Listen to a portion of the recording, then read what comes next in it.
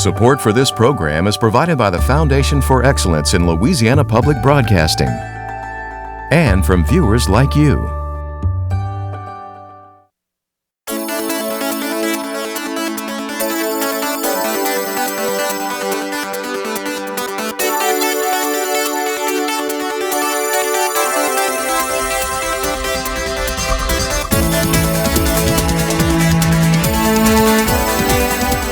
Hello and welcome to Louisiana Public Square. I'm Beth Courtney, President of LPB.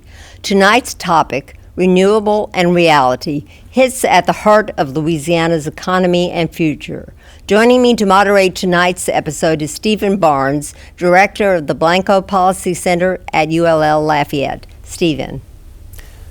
Thanks, Beth. It's always great to be here.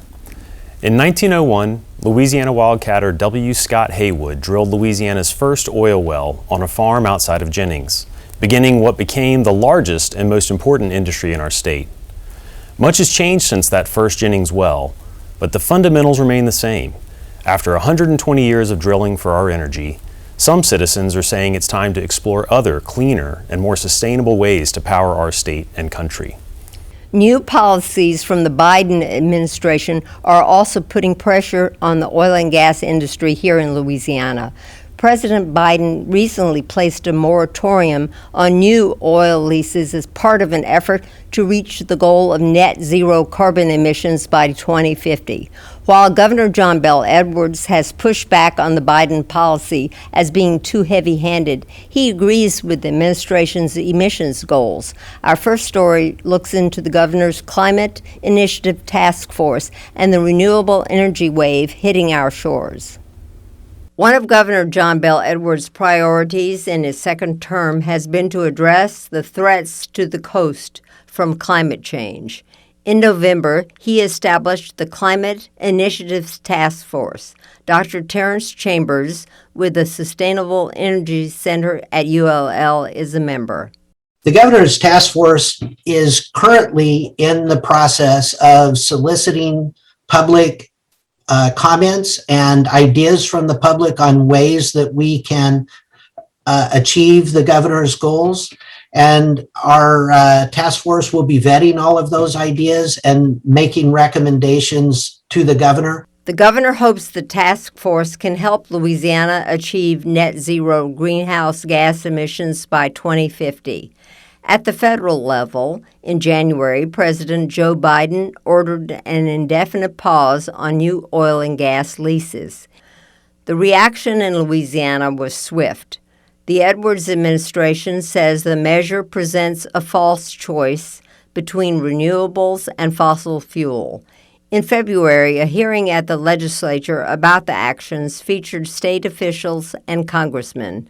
U.S. Representative Garrett Graves was among the speakers.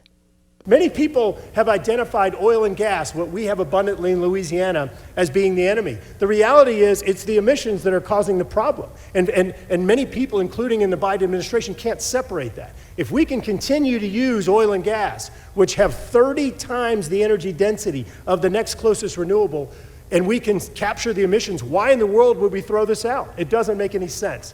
Proponents of the measures say transition to renewable energy is inevitable and point to the recent announcements by Shell that it will reduce net carbon emissions 100% by 2050. Automaker General Motors will phase out all gas and diesel-powered vehicles by 2035. Representatives of the oil and gas industry say Biden's actions threaten thousands of jobs in the state. For Chambers, the current focus on climate change presents an opportunity for Louisiana to be a leader in both clean and traditional energy. I think that 30 years from now, if we do make this leap, we could have 30% more jobs in the state of Louisiana, steady employment, good wages, and if we don't, we will have at least 30% reduction in jobs. And that could be absolutely devastating to our economy. And I hope that's not the future we choose. I hope we choose to seize this moment and really move towards transforming our energy economy to the clean energy economy of the future so that Louisiana can always remain the global leader in energy that it is now and should be. Joining us in the studio to give an overview of the renewable energy shift taking place in Louisiana is our panel.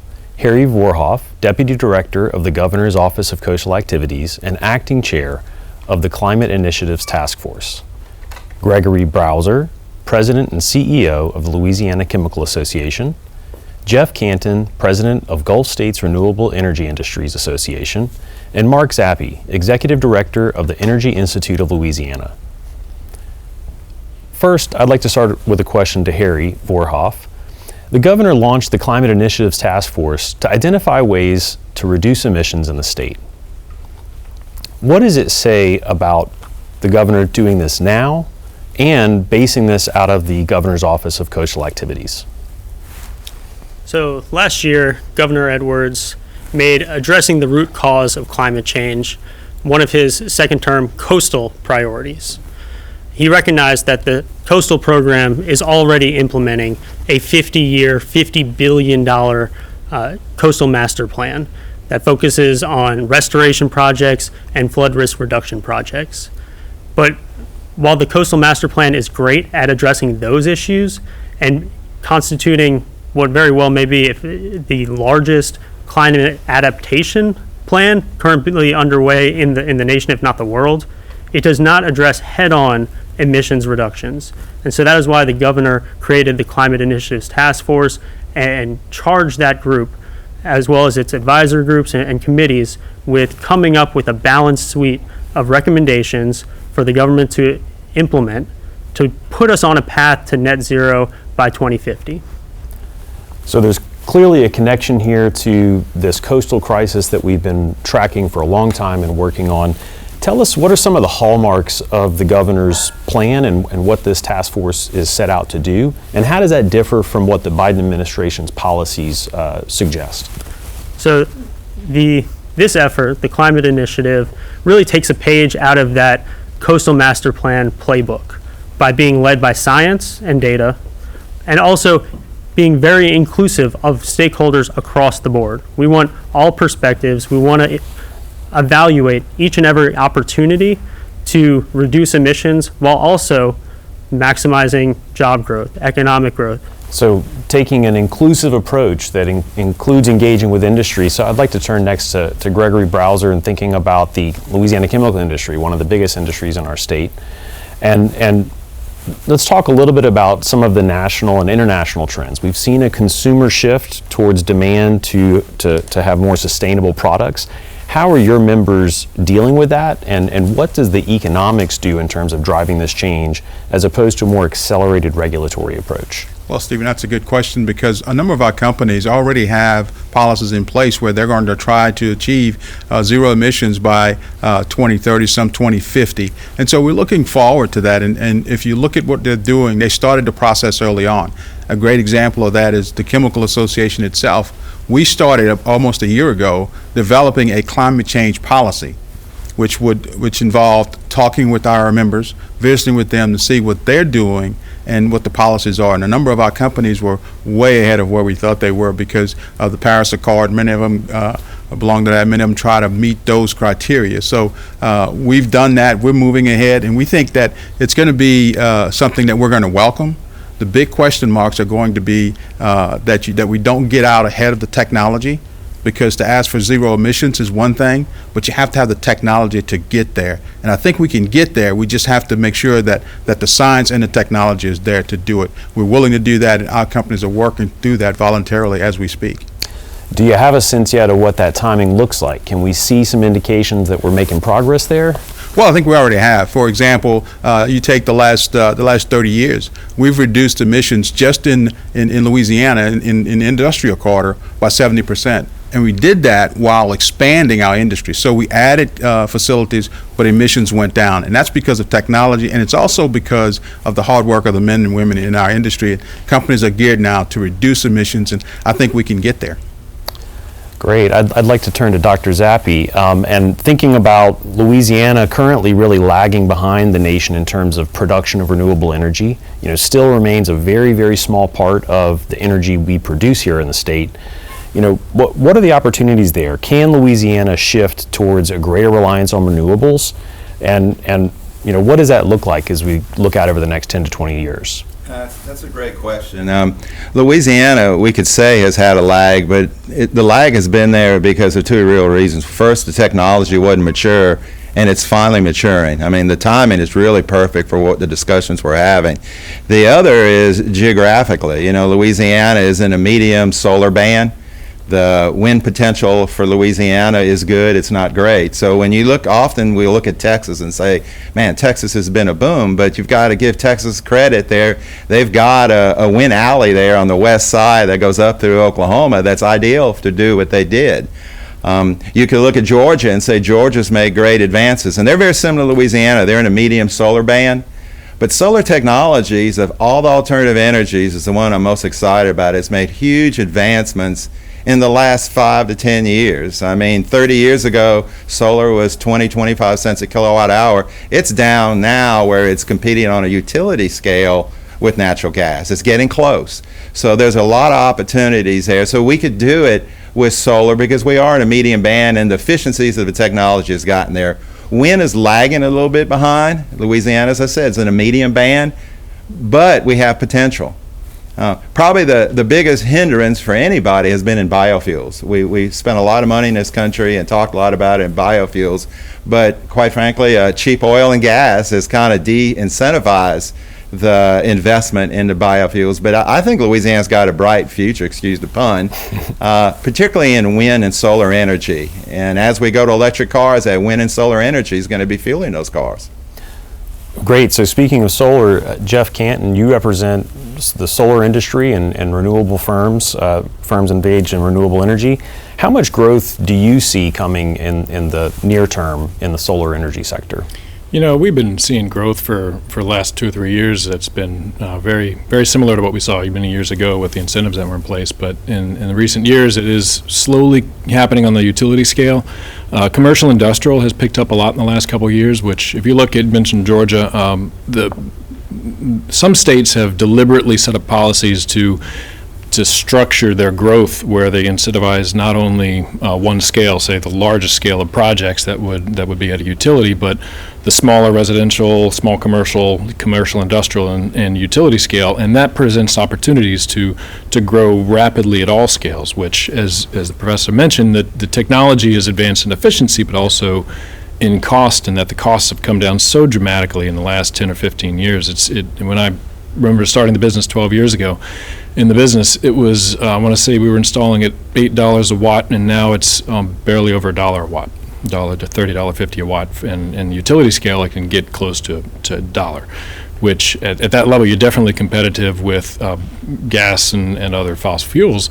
And the growth is really, it's expanding dramatically, not only in solar and related efficiency systems, but storage and the storage of that energy at all scales. The utilities are interested in that, but also everything from residences to businesses use it not only to mitigate the energy that comes from the solar, which varies a little bit, but also for the backup power potential that it provides. So we're seeing growth of technologies that relate to each other as well. Turning back to Dr. Zappi, we've heard a lot about carbon capture and also alternative fuels. I think those have been discussed as playing a major role in helping to accomplish some of these goals set out by the governor. Could you speak a little bit more about those opportunities, carbon capture, alternative fuels, things that might work as complements to the state's long history in oil and gas? What's the opportunity there for Louisiana? Well, I think it's getting back to Harry's point, what he originally said. It's not them versus us. I think, first of all, we need to realize that oil and gas is morphed into energy companies, and they want to sell energy. They want to sell equipment that produces energy. So, and you're seeing it from a top down in terms of size as a company, but I think integration is there. Another point that I'd like to bring out that's important when we talk about chemical production, natural gas is a key feedstock, and we really don't have something to replace it. So This is going to be technology driven, and things move fast. You know, we want to hit 2050. In my eyes, technologically development, that's a lot of time. So what we see today and we're planning on today, I can only imagine what's going to be here in 2050. So natural gas is green. I mean, it's not as dark a green maybe as solar, but I like to say there's 50 shades of green, and I think natural gas compared to coal is certainly a green shade. And we're going to need it in the chemical production industry to keep our chemicals coming out. And it's not to say that the refineries or the chemical plants can't look at source pointing and reduce some emissions. They've done great already. I think it's 60-70% already. So I think the integration will occur. I think it'll be one that will be a lot smoother in transition. And I think we'll realize today, I fully expect by 2050, we're going to meet that goal and maybe exceed it. The key thing is going to be, it's not just carbon capture, it's what are we going to do with it? We're going to have to figure out ways to transform what we call C1 carbons, that's methane and CO2, into something usable than just bulk storage, because that's a finite storage capacity too. And there's some good research that's happening. First of all, we know we're going to have to convert methane, which is a C1, primarily with natural gases, and convert it into carbon dioxide, because by that molar conversion, that's a 30 times benefit in terms of greenhouse gas equivalency. And we have that technology now. The next thing is going to be carbon dioxide. And when you see what's coming on the horizon, I see one day chemical plants will perhaps start using carbon dioxide as part of their carbon chain, kind of like what a plant does. I mean, plants grow from CO2 they extract from the atmosphere. I could see a day in the chemical process industry that those C1s and carbon dioxide becomes a feedstock.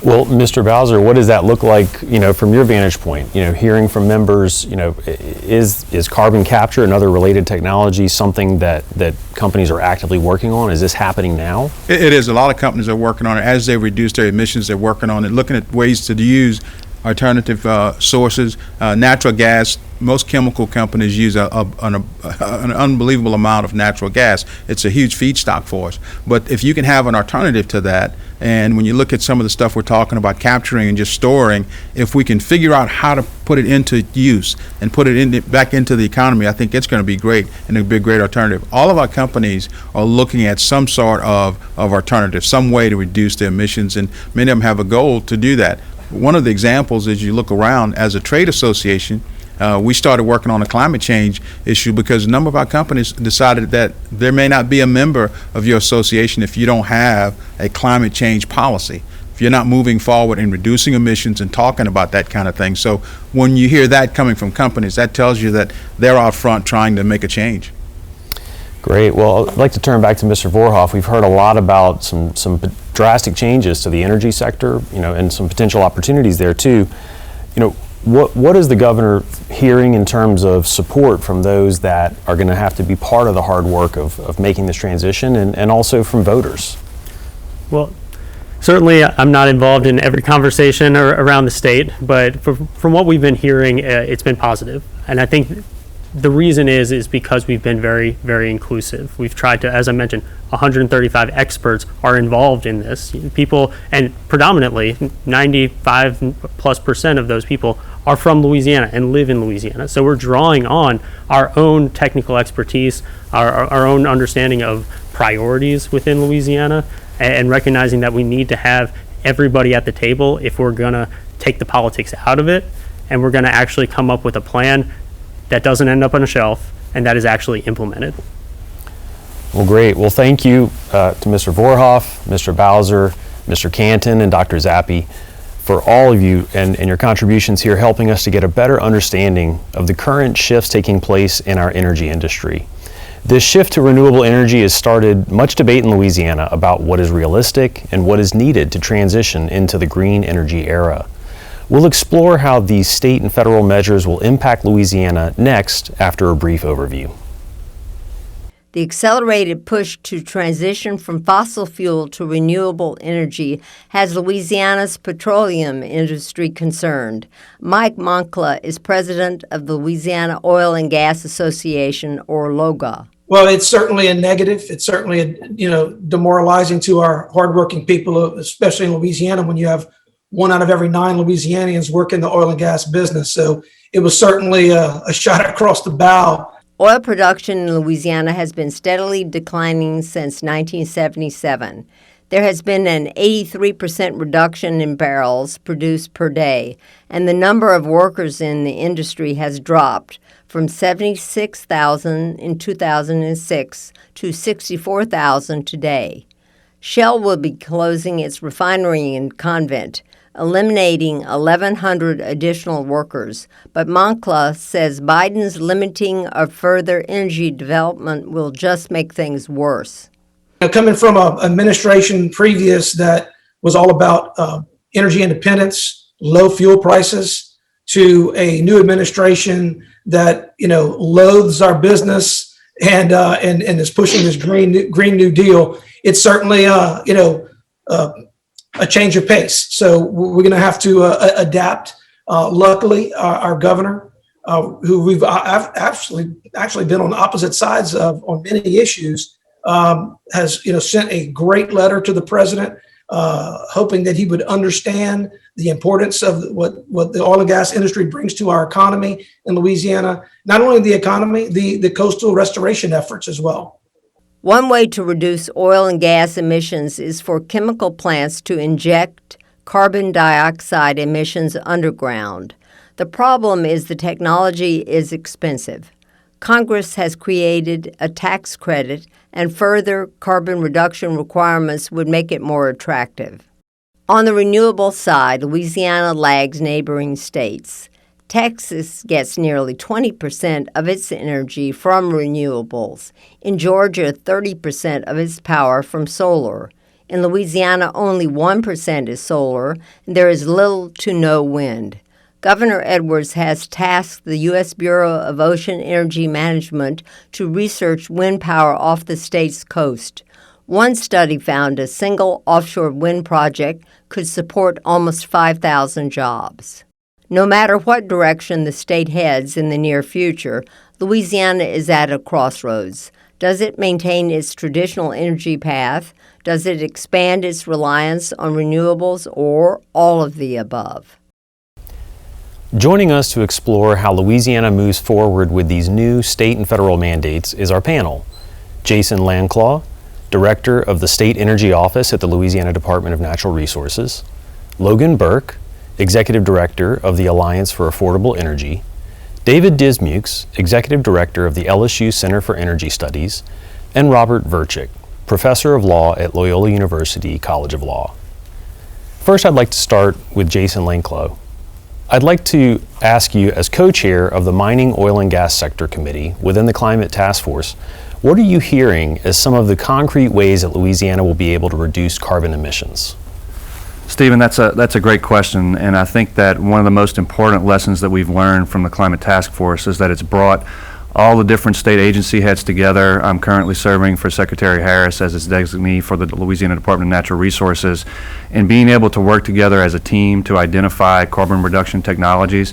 I think that it's brought a lot of different ideas, a lot of different programs, and it's really encouraged the conversation for us to look for alternative ways to reduce long-term carbon emissions. And then when we set very aggressive goals for carbon emissions and we start to work with other states and other countries to look at what they're doing to reduce their emissions, it's really enabled us to look at a lot of our industries and to work with those partners to look for innovative ways. And I think that the conversation has definitely started. We're starting to see a lot of momentum that's built. If we look at how Louisiana produces energy, as we mentioned in some of the previous segments, natural gas is an important portion of how that energy is produced. So we're working with industry to identify ways. There are technologies out there on the biofuels market that they're looking at to actually utilize existing feedstocks to produce greener, more energy efficient energies, and then also looking at carbon capture, utilization, and storage. So I think that having that relationship not only with state government and industry and our communities and NGOs will help to enable us to look forward to a greener future. And I think that those technologies are going to help us to achieve those long-term emission technologies. So I think for us, being in the Department of Natural Resources, we very much see energy as an all-hands comprehensive approach. And one of the things that we're trying to do as a department, in addition to the Climate Task Force, is to develop a comprehensive energy plan for the state.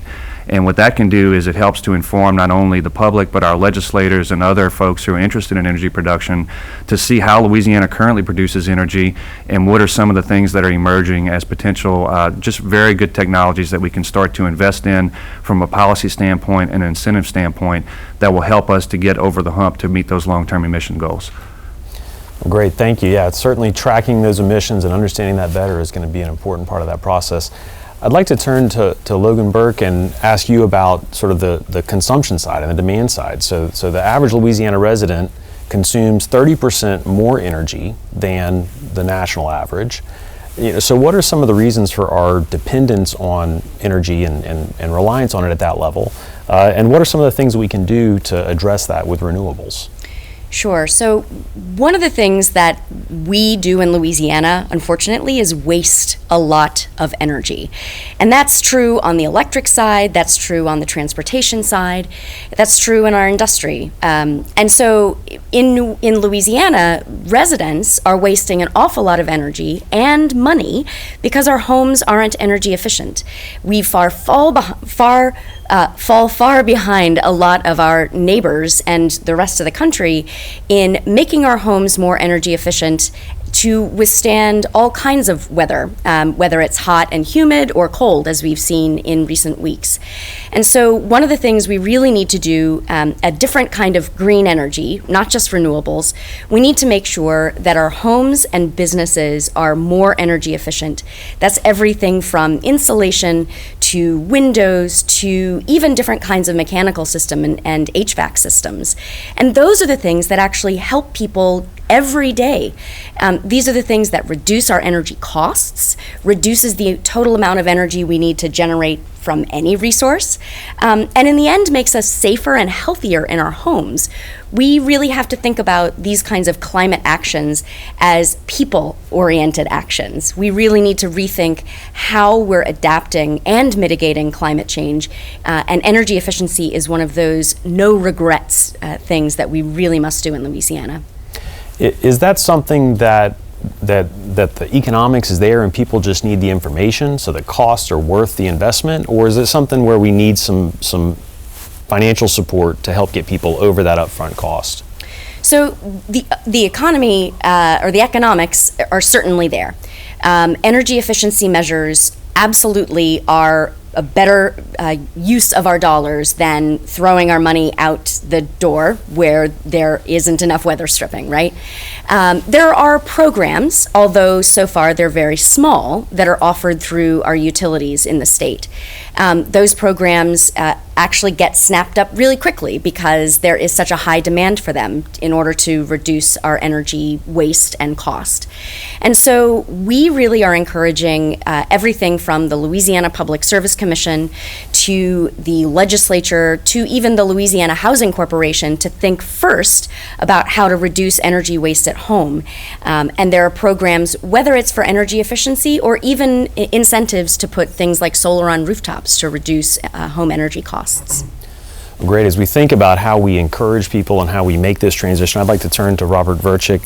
And thinking about Louisiana as the only state with a net zero pledge for emissions, but that has not formed a green energy standard that gradually increases consumption of renewables. Why are those green energy standards so important, and what should we do here in Louisiana to address that? Well, it's a really good question. I mean, and the thing that folks have to understand is there is no way you get to net zero without drastically reducing oil and gas consumption. And I'm talking 70, 80%. And that's with carbon capture storage, with these other technologies. It doesn't matter, right? You have to crank that all the way down. And the way that states do it, so most states have a system, it's called a green energy standard of some kind, where they tell utilities, look, we want you to make or buy more wind and solar power. And if you do that, that creates a signal in the market. And then investors in solar farms or wind farms, they know that those states are open for business. And we know this year is going to be the first year where globally there's more investment in renewables than in oil and gas, and that trend is going to stay the same. And so, you know, we're going to have states like Ohio, states like Pennsylvania, New Mexico with these standards, and they're saying, hey, we're open for business, and Louisiana has to do the same. Now, why haven't we done it in the past? Well, years back when we were looking at this, the commission was looking at it, it looked like things were too expensive. That was over a decade ago. That's changed. Prices have dropped. The other thing was we've been working a lot on preparing for climate change and coastal restoration. We're global leaders in that, and we could be global leaders in this as well. Great, thank you. I'd like to turn to Dr. Dismukes and thinking about the current mix of power that we're using in Louisiana. You know, what is that realistic path for transition? You know, what are the opportunities for us to embrace a cleaner mix of power, and what are the things that we'll really have to rely on? Well, there's certainly a great glide path to moving forward to more renewables on the power side, and you're already seeing that. I think as you heard in the last segment, we're in a situation now in the market where, particularly at utility scale, a lot of solar is very much in the money relative to natural gas, and so more and more utilities are embracing that, even without mandates or tax benefits or anything else. It just tends to make good business sense right now. If you're a publicly traded company anywhere in the United States or anywhere globally, you have environmental, social, and governance concerns, and you're going to be addressing this regardless of what the government says, because the market is telling you to do those kinds of things. So if you're an Entergy or you're an AEP SWEPCO, having wind, having solar in your portfolio is something you're going to have to do, and you have to convince your regulators whether you have a green standard or an RPS or not. So you're seeing a lot of utilities embrace that and embrace it more and more every year. But even in Louisiana, our carbon emissions in the power sector right now are down by 27% relative to where they were in 2011. We have been making improvements. Our thermal efficiencies on the supply side get better and better every year. Those are things that we're going to have to continue to get better at, using less natural gas for every kWh that we make, and we've made really good strides in those areas. So, you know, continuing to improve that supply side efficiency, adding in renewables are going to be some of the big things as well. But you know, the other thing to keep in mind, Stephen, is that, you know, in Louisiana, there's when we start talking about these policies, we lean a lot on other areas and other states and other regions. In the U.S. overall, our problems are going to be a lot different, a lot more unique than they are everywhere else. For us, our carbon emissions are concentrated. 60% of those are in industry. At the U.S. level, industry is 15%. Power generation is the big thing at the national level because you've got so much coal everywhere else. You have very little here. We have natural gas and nuclear power here. So we have very relatively low emissions per megawatt hour that come out of our power plants here. So for us, while we can do a lot of things on the power side, that's not the real big thing. It's going to be industry, and the solutions are going to be there. You look at a couple of big low-cost, high-quality carbon capture projects that could pull 22 million metric tons and shove it in the ground. That's comparable to the 30 million we emit right now in the power sector alone. So that's the order of magnitude that we're looking at here in Louisiana. Those are the things that we've got to grab and go after. So Louisiana's looks a little different, you know, different mix of emissions, but that also probably means the job impacts of these changes will look a little different. I'd like to turn back to Ms. Burke, and you know, we've heard some talk about opportunities for new jobs in the green energy sector and supporting that, but obviously as we pull away from the traditional fossil fuels, that's likely to risk a lot of jobs for the state of Louisiana. What does that balance look like? Well, we know, as one of your introductions showed, that the job loss has already begun. In fact, over the last number of decades, we've seen that the oil and gas industry and all of the supporting jobs around those have been declining significantly. That's not just because of federal decision making. That is something that is associated with automation and other reasons that industries are not investing in people or in jobs.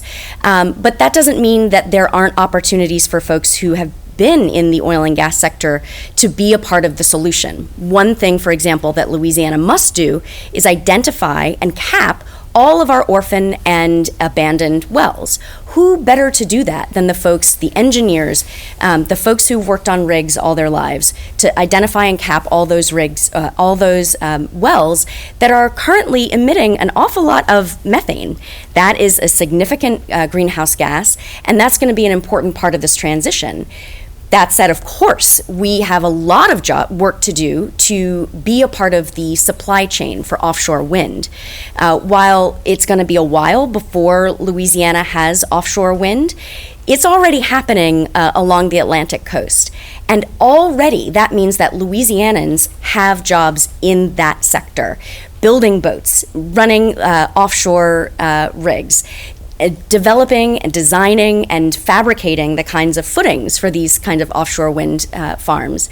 And so that means that Louisiana, if we don't lean hard into renewables now, into all of those jobs, then all of those jobs are going to get built up in places like North Carolina and Georgia. And we're going to lose a lot of the expertise that we've built up over the years. So it's really time for us to say, this is our time to reclaim all of that expertise and to put it to good use. So some of this change is already happening. I'd like to turn back to Mr. Verchik and thinking about some of your research on environmental regulation. A recent op-ed article in The Advocate pointed out that Biden's recent executive action doesn't apply to everything oil and gas, and in fact, the bulk of what's happening in terms of oil and gas development is still able to continue. So does that executive action really move the needle in terms of how much oil is going to be going into refineries?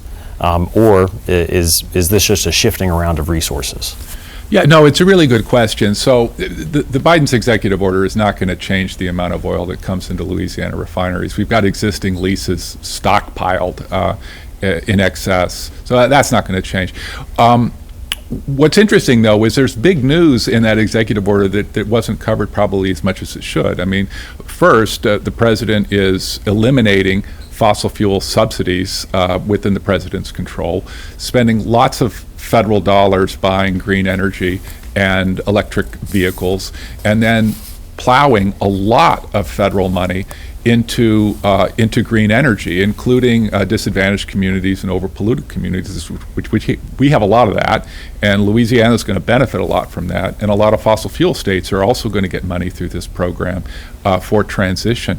One thing, though, that I want to point out about the carbon capture sequestration, just to be clear, when I was talking about having to ramp down oil and gas, that's about the state of Louisiana. We at the task force, we had a presentation by Eric Larson, a scientist at Princeton, who's done a study that looked at Louisiana and all the other states, and he was very clear. You don't get to net zero in Louisiana or anywhere else without the lion's share of that occurring with reduced production, and you don't get the job benefits, he said, that the new economy would promise without reductions in oil and gas production. So this carbon capture storage, I mean, it's something to look at. It is not proven. It's not run at scale anywhere in the world. And it might, it might turn out for something, but the current information we have right now is that it's really expensive and it only works if the government subsidizes it, and it's not at scale.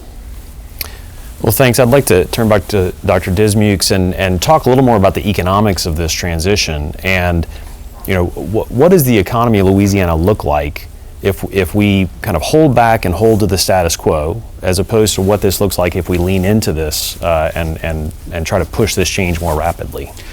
Well, I think the presumption that things aren't changing, and so the status quo is moving, and energy companies in Louisiana and abroad are making a lot of changes to continue to create in-use efficiencies, production efficiencies at their locations for refinery and petrochemical plants, and those are going to continue adopting renewables, net zero goals. You heard Mr. Bowser talk a little bit earlier. Most of them have goals in place by 2030 and 2050. So if nothing happens, all of these companies are still doing something and still have their own targets, and those targets, they're accountable to shareholders. They've made representations before the SEC and before Wall Street to do these kinds of things. So they're legally obligated to go through and do these. So I think to suggest that we're not going to be doing something if the state of Louisiana doesn't come up and adopt a bunch of firm regulations and rules is not kind of the reality of things.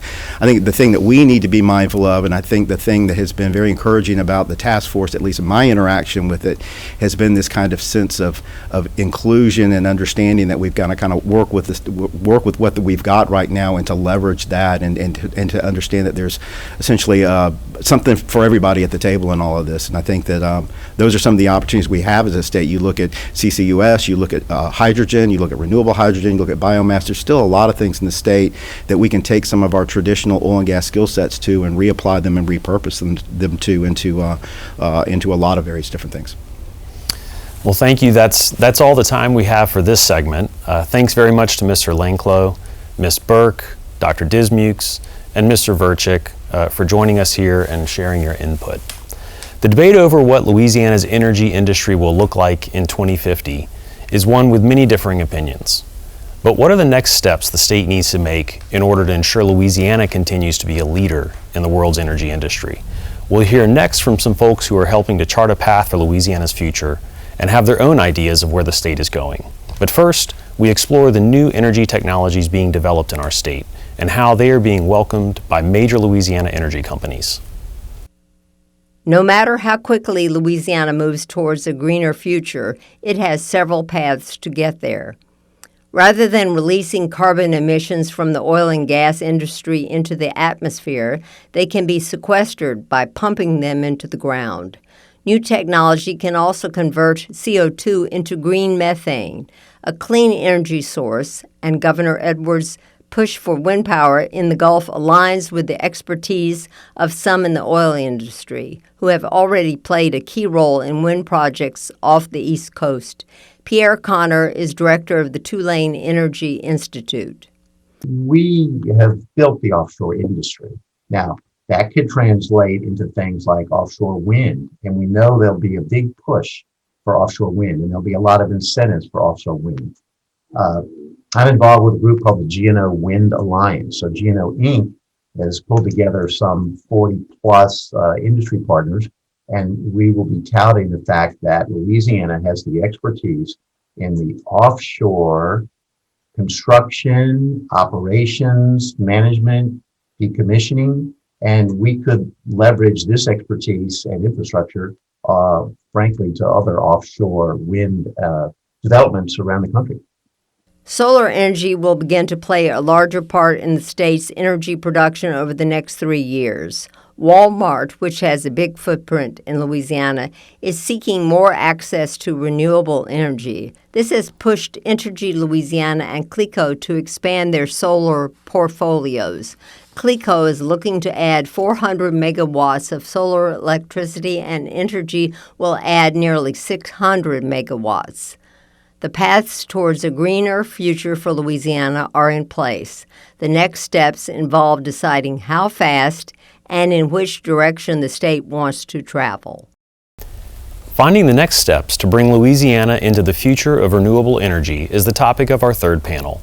Representative Joseph Orgeron is a Louisiana state representative from the 54th District and is also the co-founder of Second Wind Marine, which specializes in offshore wind.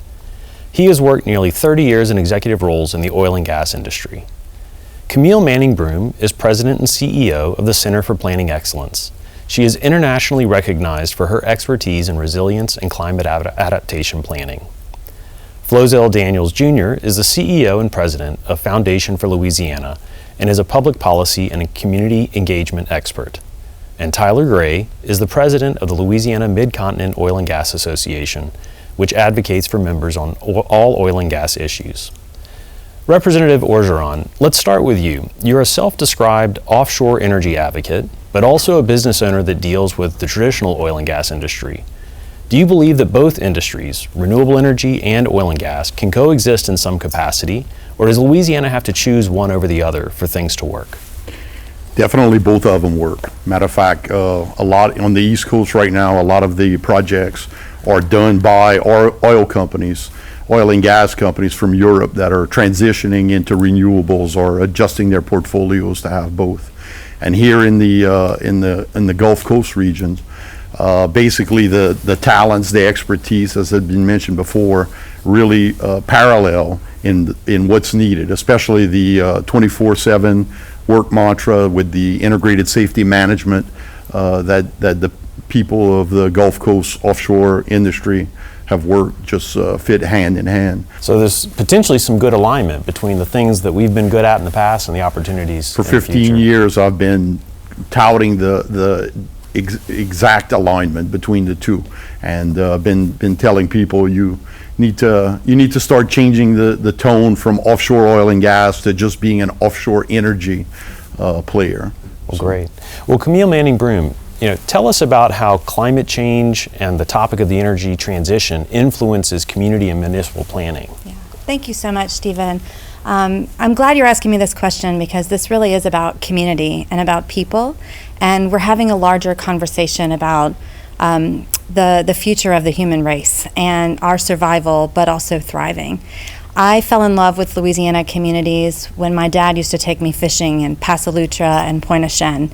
That's when I fell in love with most at-risk communities. And in 2003, when I started working and learning about climate change and the economic shifts around oil, gas, and fisheries in coastal communities, I dedicated my career to helping them and adapting and thriving amidst all these challenges.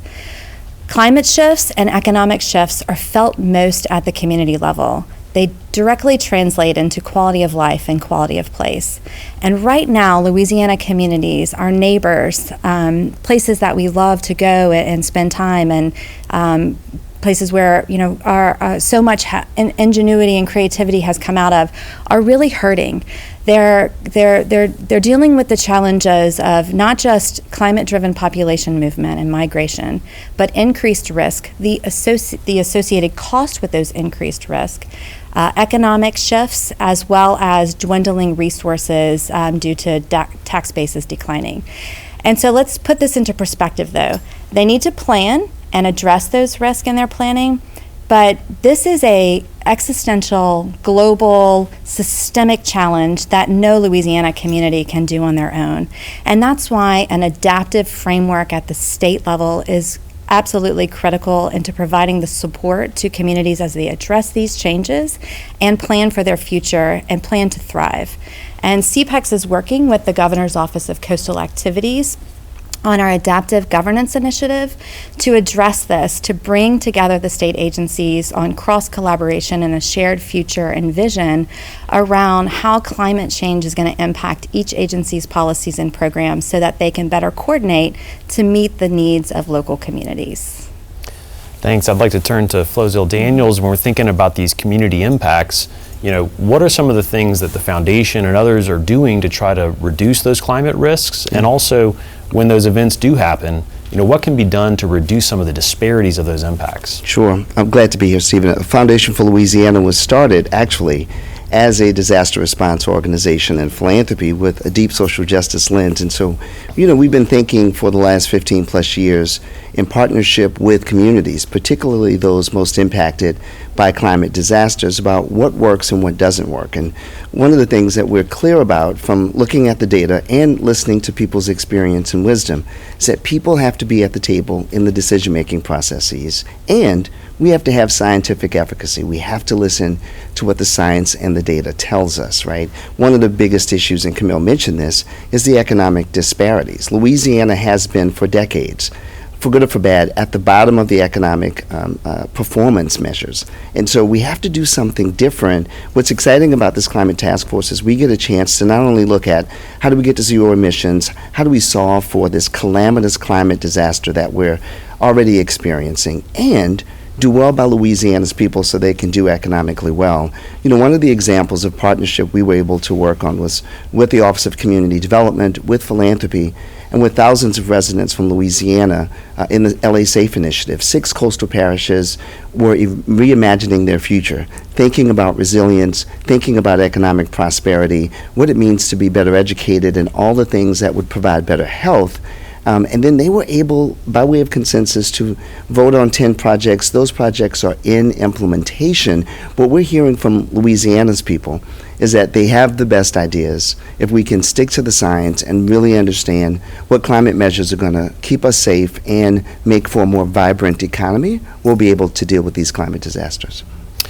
A follow-up to that question, thinking about some of the challenges facing these communities alongside this broader effort to try to expand the use of renewables. Yeah. What are some of the obstacles with being able to get renewable energy in place in these communities? Well, it doesn't look like different than anything else. I think if we have the infrastructure investment, if we have the training investment, some of the recommendations already coming out of the Transportation Committee for the Climate Task Force, for instance, includes making sure that people are trained for next generation industry opportunities, particularly in the renewables. Thank you. I'd like to back up a little bit and turn to Tyler Gray, and let's think about some of these long-run trends, and obviously a lot of attention has been paid to Biden's recent executive orders that serve as a marker and perhaps accelerate some of these changes. But thinking back 6 months ago, before that, how had some of the thinking at some of the large energy companies already started to change? Well, that's a great question. And one of the things about our association, it's important to remember that don't be fooled by the name. I'll say that first of all. And this is something that we've been talking about for quite some time. Our member companies are technology and infrastructure companies. They are in the business of providing energy. And so as part of that, there is tremendous opportunity here in Louisiana to take advantage of what's already here, right? And so we've been working on this for some time. And so from our perspective, we have an opportunity to improve in telling that story. So you look at the offshore industry right now where they're producing oil and gas, which is the subject to President Biden's executive order.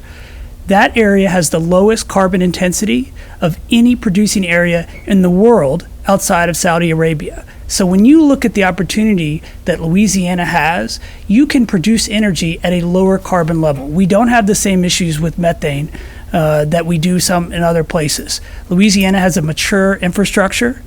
We are working to plug a lot of the abandoned wells, which are commented on a lot about from the low places of methane to be produced.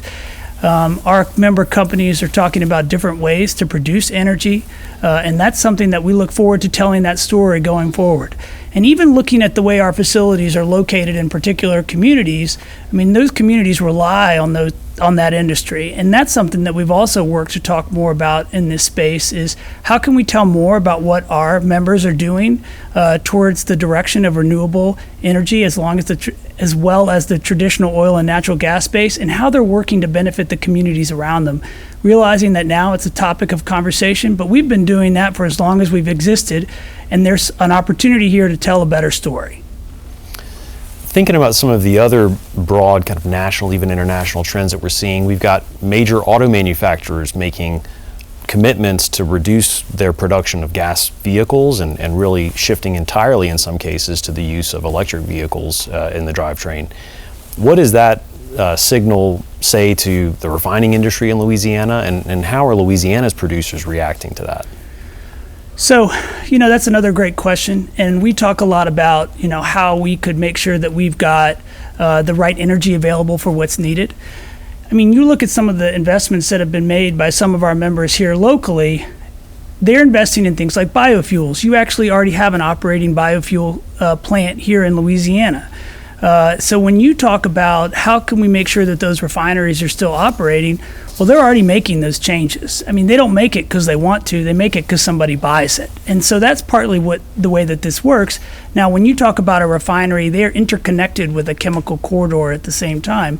So there is going to be a connection between all those together and how they operate. Most importantly, about 75%, upwards to 75% of the natural gas that's used here in the state is at the industrial plants. And so you just look at a huge energy demand here, not just from fuels, not just from what people are driving in, but you also talk about airplanes, farm equipment.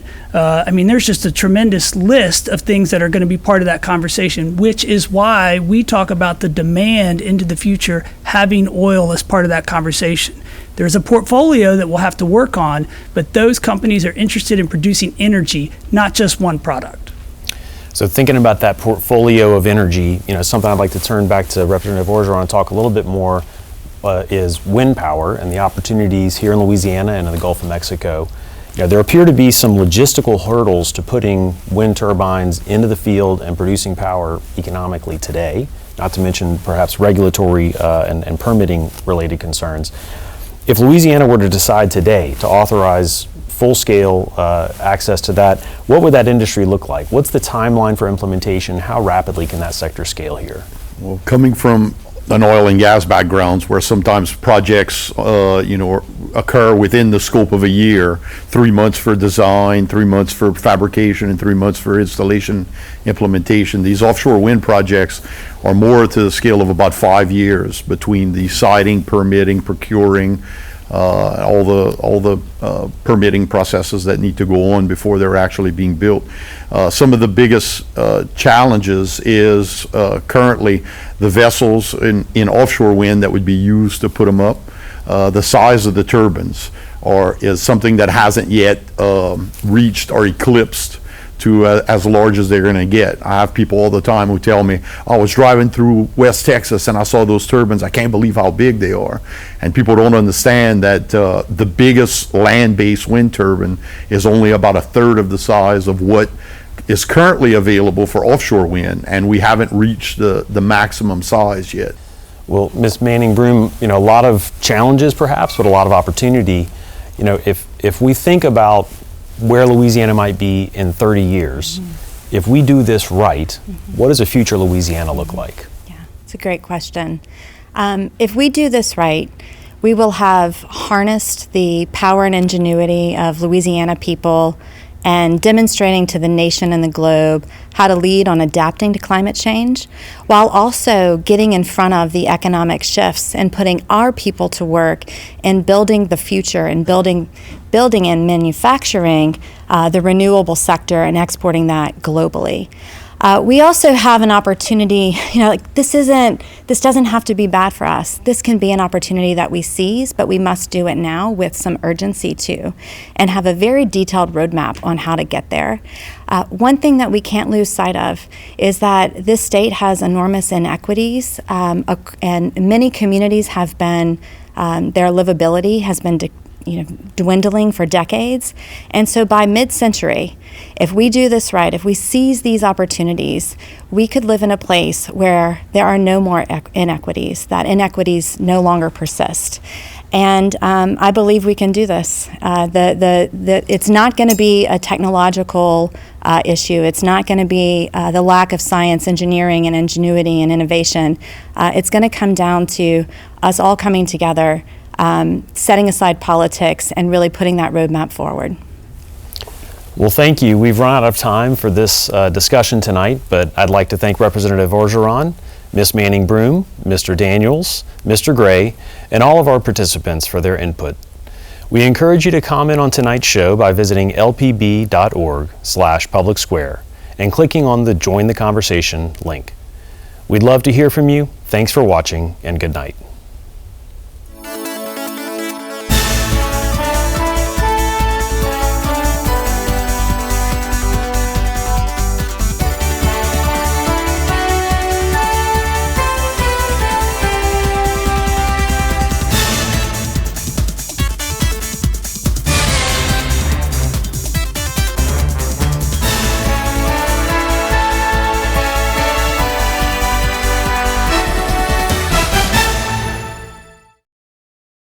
For a copy of this program, call 1-800-973-7246 or go online to www.lpb.org.